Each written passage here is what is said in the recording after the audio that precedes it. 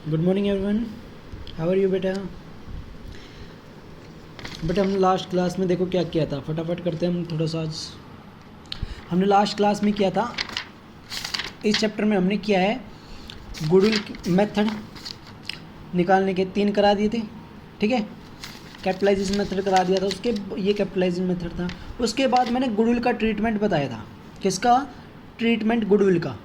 क्या करते हैं, ओल्ड रेशो दे रखा है, न्यू रेशो दे रखा है, फर्म की गुडविल पड़ी है जिस दिन, तो क्या किया था हमने, उसको सेक्रीफाइस और गेनिंग रेशो निकाला, न्यू माइनस ओल्ड, और उसको मल्टीप्लाई कर दिया गेन को। जो गेन कर रहा है डेबिट हो जाएगा, सेक्रीफाइस करने वाला क्रेडिट हो जाएगा। आगे समझ में। दूसरा केस किया था ट्रीटमेंट ऑफ रिजर्व। रिजर्व का क्या ट्रीटमेंट होगा?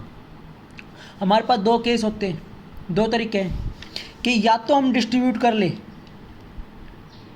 दे डिस्ट्रीब्यूटेड द रिजर्व, या they transfer to capital account. इन दोनों का मतलब एक ही कि वो आज ही बांटना चाहते हैं, फ्यूचर में किसी चीज़ को ले जाना नहीं चाहते, ठीक है। फ्यूचर में नहीं ले जाना चाहते, तो सीधे सीधे अगर उनके लिए प्रॉफिट है तो उनका कैपिटल अकाउंट को क्रेडिट कर दो और प्रॉफिट को डेबिट कर दो। लेकिन पार्टनर के लिए आपको लगता है कि एक्सपेंस है, तो पार्टनर का कैपिटल अकाउंट डेबिट हो जाएगा और वो जो एक्सपेंस है वो क्रेडिट हो जाएगा। देखो जर्नल रिजर्व पड़े थे, ओल्ड रेशो में बांट दिए, इनकम है तो इनका कैपिटल अकाउंट क्रेडिट हो गया, क्योंकि इनकम इनकी क्रेडिट साइड में डालते हो तो कैपिटल अकाउंट क्रेडिट कर दो, जनरल रिजर्व डेबिट हो गया। प्रॉफिट एंड लॉस का कुछ नहीं कह रखा, इसका मतलब क्रेडिट बैलेंस होता है, तो फर्म के लिए प्रॉफिट है उसका भी सेम एंट्री होगी।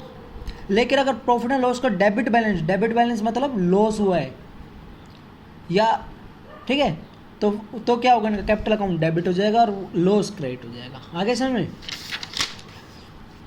देखो उसके बाद दूसरा मैंने उसके क्वेश्चन करा दिए थे आपको। 2 तरीके थे अनडिस्ट्रीब्यूटेड रिजर्व के, ट्रीटमेंट ऑफ रिजर्व्स या अनडिस्ट्रीब्यूटेड रिजर्व्स या प्रॉफिट के। या तो ट्रांसफ़र करना चाहते हैं कैपिटल अकाउंट में, या ट्रांसफ़र नहीं करना चाहते कैपिटल अकाउंट में। देखो ट्रांसफ़र टू कैपिटल अकाउंट, या ये कह दे डिस्ट्रीब्यूट, वो डिस्ट्रीब्यूट करना चाहते हैं, इसका मतलब एक ही है कि वो आज ही बांटना चाहते हैं, तो वही एंट्री हो जाएगी जो बताइए। लेकिन अगर क्वेश्चन ये कह दे कि वो आज नहीं बांटना चाहते, या they do not transfer to capital account, वो कैपिटल अकाउंट में ट्रांसफ़र नहीं करना चाहते, आज रेशो में चेंज होने वाले दिन वो कहते हैं आज तक हम 3-2-1 बांटा है, लेकिन फ्यूचर में हम इक्वल बांटेंगे, तो हम इस रिजर्व को आज नहीं बांटना चाहते, तो फ्यूचर में ले जाना चाहते हैं, तो फ्यूचर में ले जाना चाहते तो फ्यूचर में सब कुछ इक्वल बटेगा। इसलिए क्या करेंगे, वही करेंगे जैसा गुडविल का ट्रीटमेंट करते हैं, जैसे गुडविल का ट्रीटमेंट करते हैं। रिजर्व और प्रॉफिट दोनों पड़े हैं, मान लो रिजर्व थे 90 और प्रॉफिट थे 60, तो इन दोनों को फ्यूचर में ले जाना चाहते हैं, तो इन दोनों का टोटल करो 1,50,000, सेक्रीफाइस और गेन निकालो, उससे मल्टीप्लाई कर दो इसकी तरह, गेन करने वाला डेबिट, सेक्रीफाइस करने वाला क्रेडिट। समझ गए? बिल्कुल गुडविल की तरह करेंगे अगर वो ट्रांसफ़र नहीं करना चाहते। ऐसे में अगर इस तरह का हो कि रिजर्व पड़े हैं मान लो 60,000 और प्रॉफिट एंड लॉस का डेबिट बैलेंस यानी लॉस पड़ा है कितना है, 1,20,000 रुपये, क्या करोगे? वो कहते हैं ट्रांसफ़र नहीं करना चाहते, फ्यूचर में ले जाना चाहते, तो फ्यूचर में ले जाना चाहते तो क्या करोगे, ओल्ड दे रखा है, न्यू दे रखा है, सेक्रीफाइस और गेन निकाल लिया। ए तो सेक्रीफाइस कर रहा है और सी गेन कर रहा है, बी कुछ भी नहीं कर रहा, ठीक है। तो रिजर्व और इन दोनों का टोटल करो। अब 60,000 रिजर्व प्लस के और लॉस माइनस के, तो बचा क्या, 60,000 का लॉस बचा, प्रॉफिट एंड लॉस का डेबिट बैलेंस लॉस होता है, तो 60,000 का क्या बचा बेटा, लॉस बचा। अब इससे मल्टीप्लाई करो 60,000 को दोनों को, तो 10,000, ये 10,000 क्या कर रहा है, सेक्रीफाइस कर रहा है, और ये 10,000 क्या कर रहा है, गेन कर रहा है। अब क्या करोगे बेटा, एंट्री मैंने क्या बताया था, गेन करने वाला ऑलवेज डेबिट और सेक्रीफाइस करने वाला ऑलवेज क्रेडिट। लेकिन एक चीज़ याद रखना, वो प्रॉफिट के केस में होता है ऐसा, ये तो लॉस हो रहा है। अगर हाँ रिजर्व 1,20,000 होते, प्रॉफिट 60,000 होते, लॉस 60,000 होता, तो 60,000 प्रॉफिट बचते, तो गेन वाले को डेबिट करते, सेक्रीफाइस करने वाले को क्रेडिट। लेकिन यहाँ अपोजिट होगा, लॉस बचा है, लॉस के मामले में क्या होगा, गेन करने वाला क्रेडिट और सेक्रीफाइस करने वाला डेबिट। तो सीज कैपिटल अकाउंट डेबिट 10,000 रुपये टू एज कैपिटल अकाउंट 10,000 रुपये। ये एंट्री होगी बेटा। आया कि समझ में? आ गया ना समझ में? ध्यान से देखो इसको, दोबारा से रिवाइंड करके सुनो, एक एक बात सुनो क्या कहा है मैंने। प्रॉफिट के मामले में क्या होता है, गेन करने वाला डेबिट, अगर इसकी इनकम ज़्यादा होती 60,000 प्लस के होते तो गेन करने वाला डेबिट हो जाता, ए डेबिट हो जाता और सी क्रेडिट हो जाता। अच्छा सी को डेबिट कर, यहाँ सेक्रीफाइस गलत हो गया भाई। लॉस के मामले में क्या होगा, गेन करने वाला क्रेडिट होगा और सेक्रीफाइस करने वाला डेबिट। एंट्री होगी as capital account debit to C's capital account. समझ गए? 10,000 ये एंट्री होगी। लेकिन अगर प्रॉफिट होता तो ये एंट्री होती, गेन करने वाला डेबिट, सेक्रीफाइस करने वाले क्रेडिट। आगे समझ में? देखो ये क्वेश्चन देखो बेटा, 29वां। ए और बी पार्टनर है, उनका रेशियो क्या है 4:3। 31 मार्च को उन्होंने बैलेंस शीट में जनरल रिजर्व पड़े थे 35,000 के। On that date they decide admit Sevak, उन्होंने उनको सेवक को एडमिट किया, उनका न्यू रेशो दे दिया। ओल्ड रेशो दे रखा है और न्यू रेशो दे रखा है। क्या निकालोगे? ए और बी का सेक्रीफाइस और गेन निकालेंगे। ठीक है, वो कहते हैं when they wanted transfer to general reserve to their capital account, वो ट्रांसफर करना चाहते हैं कैपिटल रिजर्व में, वो कैपिटल रिजर्व को ट्रांसफर करना चाहते हैं तो क्या करेंगे, सीधा कर लो, ओल्ड रेशो में बांट दो। इनके लिए इनकम है general reserve account debit to A to B, old ratio में बांट दिया 4:3 में, 20 और 15। आगे समझ। अगर दूसरे पार्ट में कहते हैं they do not transfer to general reserve in their capital account, वो कैपिटल अकाउंट में ट्रांसफर नहीं करना चाहते, क्या करोगे? सेक्रीफाइस और गेन निकालना। एक का ओल्ड है ये और न्यू है ये, बी का ओल्ड और न्यू, ये सेक्रीफाइस कर रहा है, ये गेन कर रहा है। और सेवक आ रहा है, वो तो उसका न्यू दे रखा है, ओल्ड तो है ही नहीं, तो इसका मतलब वो क्या कर रहा है, गेन कर रहा है। तो इससे मल्टीप्लाई कर देना, गेन करने वाला डेबिट हो जाएगा, सेक्रीफाइस करने वाले क्रेडिट हो जाएंगे। समझ में आया? ऐसा ही है। XYZ पार्टनर, इनका ओल्ड न्यू रेशो ओल्ड दे रखा है, उन्होंने फ्यूचर में डिसाइड किया कि वो इक्वल बांटेंगे सब कुछ। तो इस डेट को उनके पास प्रॉफिट एंड लॉस का क्रेडिट बैलेंस था। क्रेडिट मतलब प्रॉफिट पड़ा था, उनकी इनकम थी।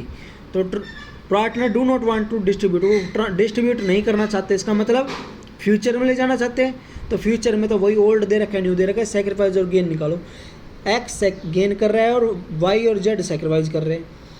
इस 1,20,000 को इनसे मल्टीप्लाई कर दो, गेन करने वाला डेबिट हो जाएगा, सेक्रीफाइस करने वाले क्रेडिट हो जाएंगे। समझ गए? नेक्स्ट, ABC पार्टनर ओल्ड दे रखा है, उनका न्यू रेशो दे रखा है। They also decide record the effect of following without effecting their books, वो बिना बुक में कोई परिवर्तन के इसको वो करना चाहते हैं, यानी फ्यूचर में ले जाना चाहते हैं। जनरल रिजर्व थे, प्रॉफिट एंड लॉस था, और एडवर्टीजमेंट सस्पेंस का मतलब होता है लॉस है 15,000 का।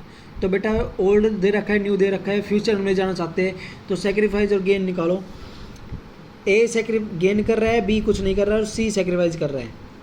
तीनों को फ्यूचर में, तो ये दोनों तो उनके लिए इनकम है, जनरल रिजर्व और ये प्रॉफिट एंड लॉस, इन दोनों को जोड़ो 60, और एडवर्टीजमेंट सस्पेंस क्या है, लॉस है, इसको माइनस करो। तो एक्चुअल में इनकम बच गई हमारी कितनी, 45 से मल्टीप्लाई कर देना, गेन करने वाला डेबिट हो जाएगा, ये डेबिट और सी क्रेडिट आ गया 10,000। समझ गए?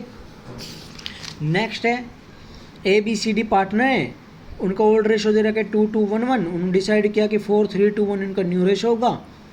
इस पर्पज से लिए फर्म की गुडविल कितनी है 180, और उनके पास रिजर्व कितने हैं 60,000। फाइंड आउट सेक्रीफाइस और gaining ratio, pass necessary journal entry assuming that partner do not want to distribute the reserve, वो रिजर्व को डिस्ट्रीब्यूट नहीं करना चाहते। अब ये बताओ बेटा, गुडविल पड़ी है, ये क्या डिस्ट्रीब्यूट हो सकती है आज? ये तो हो ही नहीं सकती है, तो फ्यूचर में जाएगी।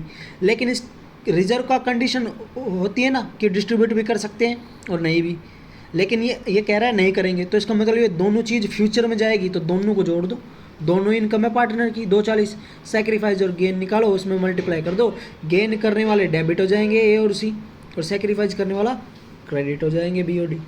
ठीक, तो इस तरह से आपके ये क्वेश्चन थे, यहीं तक आप कर लेना, 32 तक कर लेना। उसके बाद आता है एक रिवैल्यूएशन का क्वेश्चन, ठीक है। वो रिवैल्यूएशन तब तक नहीं कर पाओगे आप जब तक इससे नेक्स्ट चैप्टर नहीं करोगे। ये वाला टॉपिक रिवैल्यूएशन का या तो मैं रिवीजन कराऊंगा इस चैप्टर का तब कराऊंगा, या फिर 4th चैप्टर जो है हमारा एडमिशन ऑफ पार्टनर, उसको कंप्लीट हो जाने दो, उसमें रिवैल्यूएशन अकाउंट बनाने सीखो और फिर आ जाएंगे वापस यहाँ पर। 5-6 क्वेश्चन ही है बस इसके रिवैल्यूएशन के, तो वो तो बाद में कर लेंगे। समझ गए? यहाँ तक जो कराया है या इसमें कोई प्रॉब्लम हो तो बताओ। हाँ, एक टॉपिक रह गया। अब एक बात बताओ मेरे को बेटा, वर्क्समैन रिजर्व कितने तरह के होते हैं? रिजर्व बेटा 2 तरह के होते हैं।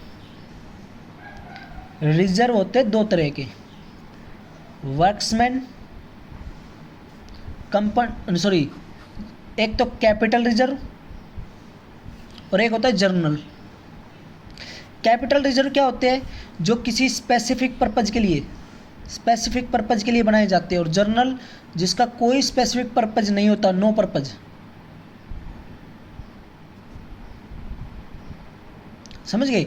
कैपिटल रिजर्व वो होते हैं जो किसी स्पेसिफिक पर्पज के लिए बनाए जाते हैं, और जनरल रिजर्व जिसका कोई स्पेसिफिक रिजर्व नहीं होता, कोई पर्पज नहीं होता, वैसे ही बनाए जाते हैं। रिजर्व प्रॉफिट में से बनाया जाता है कि भाई कल को कोई खर्चा दे पे कर सके। तो इसके एग्जाम्पल एक है workmen compensation reserve. Workmen compensation reserve क्या होता है? ये किसके लिए बनाया जाता है? हर कंपनियों में, हर फर्म में कुछ वर्कर काम करते हैं।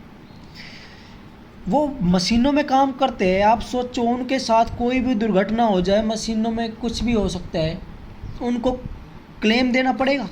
कहाँ से देगी कंपनी?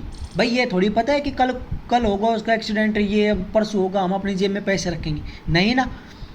तो हमें तो पता नहीं, क्या पता किसी के साथ हो भी सकता है और नहीं भी। तो हम तो मान के चलते हैं ना कि भी अगर हो गया तो पे करने पड़ेंगे इसको कंपनसेशन। तो कहाँ से पे करेंगे? इसलिए हमने प्रॉफिट में से कुछ पैसे बचा के रख लिए, रिजर्व बना लिया कि कल कोई खर्चा आया तो पे किया जा सके, क्लेम दे दिया जा सके। सडनली कहाँ से मांगते फिरेंगे? इसे कहते हैं वर्क्समैन कंपनसेशन रिजर्व। समझ गए? है तो ये फर्म का प्रॉफिट है, जो फर्म की प्रॉफिट होता है ना उसमें से बनाया जाता है। यानी पार्टनर सारे डिसाइड कर लेते हैं कि भाई कुछ हिस्सा प्रॉफिट में बचा के रख लो, अगर कुछ क्लेम नहीं आया तो आपस में बांट के ले जाएंगे फ्यूचर में। नहीं आया, अगर क्लेम आ गया तो भाई देना ही देना है, घर से लेके आने पड़ते, इससे बढ़िया यहीं से दे देंगे। ठीक है? तो वर्क्समैन कंपनसेशन रिजर्व इसलिए बनाया जाता है कि क्लेम देना पड़ जाए। तो सुनो, वर्क्समैन कंपनसेशन रिजर्व हमारे पास मान लो फर्म ने बना कितने रखे, पी क्या वो आ रहे हैं, उनको ओल्ड रेशो दे रखे हैं, उन्होंने डिसाइड किया फ्यूचर में 4-3-2 में बांटेंगे। रिजर्व कितने बना रखे हैं? 60,000। आगे देखो, पहला case, in there is no other information, कोई इन्फॉर्मेशन नहीं दे रखी। इसका मतलब कोई क्लेम आया है? कोई क्लेम आया है? नहीं आया। तो सीधे आज पी क्या आर ओल्ड रेशो में बांट लेंगे। Workmen compensation reserve account debit to P to Q to R किस रेशो में? ओल्ड रेशो 3-2-1 में। तो 3-2-1 में 30-20-10। समझ में आ गया? दूसरा, if a claim on accounts of workmen compensation reserve, claim आ गया कितना? 24,000 का क्लेम आ गया, क्या करोगे? 24,000 का क्लेम आ गया, क्या करोगे? रिजर्व कितने थे? 60। 24 का क्लेम आ गया तो 60,000 में से 24 के क्लेम के पे कर दो और बाकी बचे 36 वो आपस में बांट लेंगे। तो बांटने के लिए इनकम है। वर्क्समैन कंपनसेशन रिजर्व डेबिट हो जाएगा 60,000, 24 तो क्लेम में डाल दो to provision for workmen compensation claim 24, और बाकी बचे 36,000 को उनके ओल्ड रेशो में बांट दो PQR। समझ गए? तीसरा केस, यदि क्लेम पूरा 60,000 का आ गया तो रिजर्व कितने हैं? 60। क्लेम कितना आ गया? 60। तो सारे के साथ सारा क्लेम में डाल दो। Workmen compensation reserve account debit to work provision for workmen compensation claim, पूरे 60 डाल दिए। Very good. नेक्स्ट, अगर क्लेम बेटा आपके रिजर्व पड़े थे वर्क्समैन कंपनसेशन रिजर्व 60,000 और क्लेम आ गया 75,000 का, क्या करोगे? 15,000 का एक्स्ट्रा लॉस हो गया ना। तो इस वर्क्समैन कंपनसेशन रिजर्व पड़े थे 60, 15,000 का जो एक्स्ट्रा लॉस हुआ उसको रिवैल्यूएशन में डाल दो। रिवैल्यूएशन डेबिट कब होता है? जब लॉस होता है, और क्रेडिट कब होता है? जब प्रॉफिट होता है। तो ये लॉस हो गया, लॉस डाल दिया और टू प्रोविजन फॉर क्लेम में डाल दो पूरे 75। अब इस लॉस को कौन लेकर आएंगे? अपने घर से लाना पड़ेगा ना PQR को। तो लॉस हुआ है, इनके कैपिटल अकाउंट क्या हो जाएगा? डेबिट। तो P's capital account debit, Q's capital account debit, R's capital to revaluation. ये जो लॉस हुआ था 15,000 का, PQR अपने ओल्ड रेशो में लेकर आएंगे। ये था आपका बाय वर्कमैन कंपनसेशन। नहीं समझ में आया, दोबारा से इस वीडियो को रिवाइंड करना, पीछे जाना और स्टार्टिंग से देखना मैंने क्या क्या कहा है, अपने आप समझ में आ जाएगा। कोई ऐसी चीज़ मैंने नहीं छोड़ी जो आपको ना बताई हो इसमें, ठीक है बेटा। अब ऐसे ही एक रिजर्व होता है investment fluctuation reserve. Investment fluctuation reserve बेटा क्या होता है? इन्वेस्टमेंट फ्लक्चुएशन रिजर्व होता है कि हम कुछ पैसे इन्वेस्ट करते हैं, किसी कंपनियों में लगाते हैं या बैंक में लगाते हैं, कहीं भी लगा लो, किसी कंपनी के शेयर खरीद लिए या किसी कंपनी के डिवेंचर खरीद लिए। आज एक शेयर मैंने 100 रुपये का खरीदा है, क्या पता कल को उसकी वैल्यू बढ़ भी सकती है और घट भी सकती है। हम तो ये सोच के खरीदते हैं ना भाई बढ़ेगी वैल्यू, इन्वेस्ट कर रहे हैं तो हमें फ़ायदा होगा। 100 रुपये का शेयर खरीद लें आज और वो फ्यूचर में बढ़कर 500 रुपये का हो जाए तो हमें एक शेयर पर 400 रुपये का फ़ायदा हो जाए, तो ये सोच के खरीदते हैं। लेकिन घट भी तो सकती है उसकी मार्केट वैल्यू, फॉल भी तो हो सकता है मार्केट वैल्यू, तो लॉस हो जाएगा। उस लॉस को कहाँ से पूरा करेंगे? रिजर्व में से एक रिजर्व बना लेते हैं, इन्वेस्टमेंट फ्लक्चुएशन रिजर्व, समझ गए। इसका भी वही ट्रीटमेंट होगा। देखो इन्वेस्टमेंट फ्लक्च PQR 3 2 1 ओल्ड है, उन्होंने डिसाइड किया फ्यूचर में इक्वल बांटेंगे। इन्वेस्टमेंट फ्लक्चुएशन रिजर्व कितने पड़े हैं? 30। हमने कुछ पैसे इन्वेस्ट कर रखे थे, इन्वेस्टमेंट कितनी कर रखी थी? 5 लाख रुपए की। कहता है देयर इज़ नो इन्फॉर्मेशन, कोई इन्फॉर्मेशन नहीं आई। इसका मतलब जो 5 लाख रुपए इन्वेस्ट कर रखे थे उसकी कोई इन्फॉर्मेशन नहीं दे रखी, तो आज उसकी वैल्यू 5 लाख ही है ना। तो इस रिजर्व को क्या करेंगे? बांट लेंगे। बांटने के लिए इनकम है, उनका capital account credit, investment fluctuation reserve account debit to P to Q to R, बांट लिया ओल्ड रेशो में। दूसरा केस, अगर क्वेश्चन क्या है उसकी मार्केट वैल्यू कितनी है? 5 लाख है, मार्केट वैल्यू इन्वेस्टमेंट की 5 लाख है, क्या करेंगे? तो भी 30,000 के रिजर्व को बांट लेंगे। भाई 5 लाख लगाए थे, आज उसकी वैल्यू 5 लाख है, कोई लॉस हुआ नहीं हुआ, तो सीधे 30,000 को बांट लेंगे, वही सेम एंट्री होगी, सेम सोल्यूशन होगा वो उसी की तरह। अगर उसकी मार्केट वैल्यू 4,88,000 हो गई तो कितना इन्वेस्टमेंट थे? 5 लाख के, आज उसकी मार्केट में वैल्यू है 4,88,000, 12,000 का क्या हो गया? लॉस। उस लॉस को यहाँ से पूरा करेंगे 30 में से, बाकी बचे 18 को बांट लेंगे ओल्ड रेशो में। तो investment fluctuation reserve 30,000 to investment में कितने डाल दिए? 12,000, और बाकी 18,000 बचे टू P Q टू और बांट लिया उन्होंने अपने ओल्ड रेशो में। उसकी मार्केट वैल्यू मान लो अगर 4,46,000 होती तो इन्वेस्ट कितने किए थे हमने? 5 लाख। उसकी मार्केट वैल्यू कितनी है? 4,46,000। क्या करोगे? लॉस कितना हो गया? लॉस 54,000 का लॉस हो गया ना, 54,000 का लॉस कहाँ से पूरा करोगे? ये तो रिजर्व तो 30 ही थे, तो इन्वेस्टमेंट फ्लक्चुएशन रिजर्व 30, बाकी 24,000 का लॉस हो गया, रिवैल्यूएशन में डाल दिए और बांट दिया टू इन्वेस्टमेंट की 54,000 को इन्वेस्टमेंट में डाल दिए, समझ गए। और ये जो 24,000 का लॉस हुआ है ये लेकर आएंगे PQR, डेबिट हो जाएगा, इनके लिए लॉस है, capital account debit to revaluation 24,000 अपने ओल्ड रेशो में लेकर आएंगे। अगर उसकी मार्केट वैल्यू 5,06,000 है तो इन्वेस्ट कितने किए थे? 5 लाख, आज उसकी मार्केट वैल्यू कितनी होगी? 5,06,000, यानी 6,000 का फ़ायदा हो गया। तो क्या करेंगे? 30 तो वो पड़े तो वो बांटेंगे और 6,000 ये बांटेंगे, तो एंट्री होगी इन्वेस्टमेंट फ्लक्चुएशन रिजर्व अकाउंट 30,000 को तो सीधे से बांट दिए, और जो इन्वेस्टमेंट हुए थे रिवैल्यूएशन को क्रेडिट करेंगे ना, प्रॉफिट हुआ है 6,000 का, तो investment account debit to revaluation में डाल दिए 6,000, और इस 6,000 को बांट लेंगे। उनके लिए इनकम है, कैपिटल अकाउंट क्या हो जाएगा? क्रेडिट, रिवैल्यूएशन डेबिट और capital account credit old ratio में। आया समझ में बेटा? ये था आपका चैप्टर, इस चैप्टर, और जो बचा है वो मैं कल कराएंगे, वो नेक्स्ट चैप्टर स्टार्ट होने के बाद कराएंगे। और कल से नेक्स्ट चैप्टर स्टार्ट होगा ना, वो आपका 13 नंबर का चैप्टर है पूरा। 1 नंबर का 1 क्वेश्चन बनेगा, 4 नंबर का 1 क्वेश्चन बनेगा, 8 नंबर का 1 क्वेश्चन। एडमिशन पूरी पार्टनरशिप का सबसे इम्पोर्टेंट चैप्टर है, ध्यान दे लेना जिसने अब तक नहीं दिया है, दोबारा चैप्टर नहीं कराऊंगा वो, समझ गए। पढ़ाई स्टार्ट कर दो अब।